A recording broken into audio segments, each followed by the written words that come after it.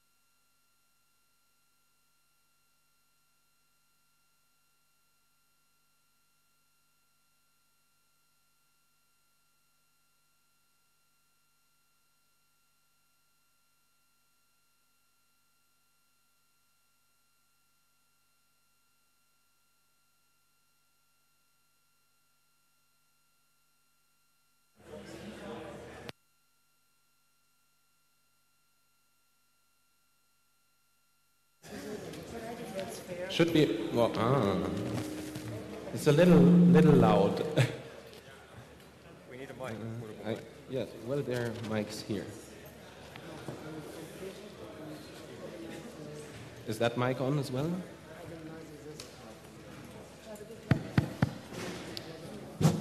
Okay, that sounds all right. Okay. Could everyone start finding some seats, please? We would like to begin the debate, I guess.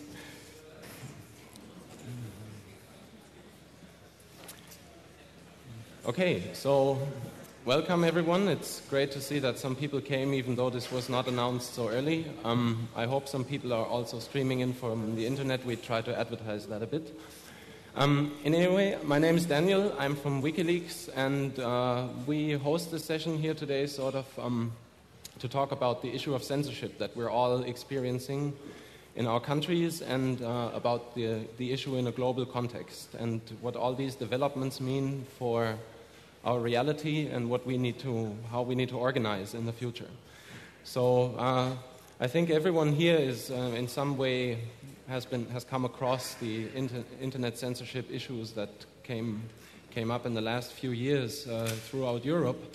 And what we see is that our enemy is taking on a global approach. So behind the doors, people are organizing themselves, and they are putting up a global effort to harmonize their censorship efforts, to bring global harmonization to these technical systems, to the lists that they exchange. And we think it's immediately important to respond in a kind of a global manner, that all these activist groups we have all over the world, that they organize themselves and come together for one global voice against censorship. And in that respect, we would like to have this panel today as a first introductory debate about a global organization against censorship, which shall be, let's say, something that enhances our society, so we can all share our experiences and come together to fight this topic. Okay. In any ways, we have 7 people here on the panel. We have Rob, who is the founding member of Access for All and has a long-term relationship with these events. He has been involved in the past events quite from the beginning. I guess everyone knows him anyways. He's also a political activist, so it's quite important to have his views on the debate here.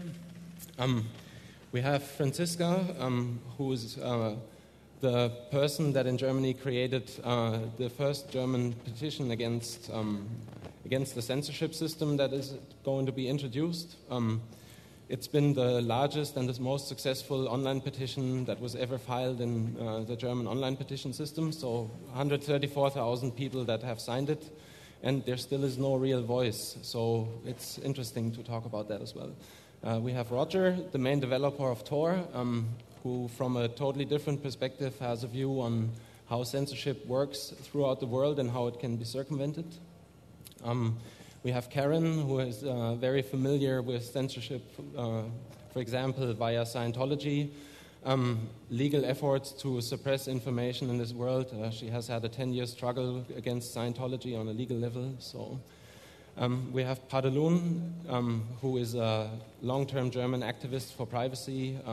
He's been involved in a big campaign against the Data Retention Act and similar things. And then we have Anne. She's a former MI6 intelligence officer that has blown the whistle, so she can give a completely different angle on this. She's also, by now, become an activist for civil liberties. She's a journalist. She wrote some books, so it's good to have her views on this panel also. And we have Julian, who is the investigative editor of Wikileaks, and from, let's say, the perspective of our organization and his personal background, that has some views on this topic also. We would like to structure this debate so that every panelist can make a quick introduction of around 3 to 4 minutes of his views on the topic, on why it is important, what the angles are. And then we would like to open up the debate for everyone in the audience. So you can ask questions, make suggestions, talk about certain angles of this problematic that we're facing.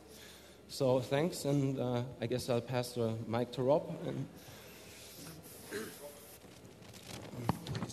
No, okay, well, okay. Just as you feel comfortable. I wasn't really prepared to hold a speech here. I guess one of the points that I think about a lot when I think about censorship is that we may be over-focusing on technical systems and technical ways to circumvent censorship. Our movement is continuously telling people that we have all these cool technologies that make it completely impossible for people to commit censorship or to suppress our words or to even find out who we are, anonymity. We say these things a lot, and it sort of de-emphasizes that you need very courageous people to beat censorship. We still need people to run the Tor servers. We need people to run Wikileaks, to be visible. If we do not have this infrastructure of people that are willing to put their name on it, that are willing to say, well, I stand for what I do. If we emphasize over and over again that we somehow don't need this anymore, that we can all be sort of in the anonymous crowd, that's not really true. And it's really important, I think, that we should keep emphasizing this. I guess this is really the one sort of deeper thought that I want to leave you with. And I want to hear what everybody has to say, and I want to get into the discussion as soon as possible. So I'll pass on the mic.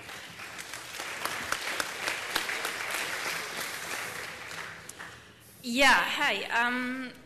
During the last months and weeks, I experienced a lot of, new things. I learned a lot. We all learned a lot. But very often I came to a point in the whole fight against that law that's going to be implemented in Germany, where I really wished to have more information about what's going on in all the other European countries.